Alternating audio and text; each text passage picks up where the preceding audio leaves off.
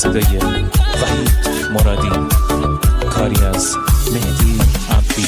پالنگ وحشی بی من دستیا کردی، یار جنگی من، شلوار پلنگی من، خالش و روزارم مرمسیا کردی، یار جنگی من، شلوار پلنگی من، حسی که به تدایمت برگی برندوه، یار جنگی من، شلوار پلنگی من، این جنگی کاتی عاشق تا که زندوه، یار جنگی من، شلوار پلنگی من. همه منطقه جنگ فقط تیر و تفنگه، رگبار فشنگه، هر خمت ساری کا داره. Likey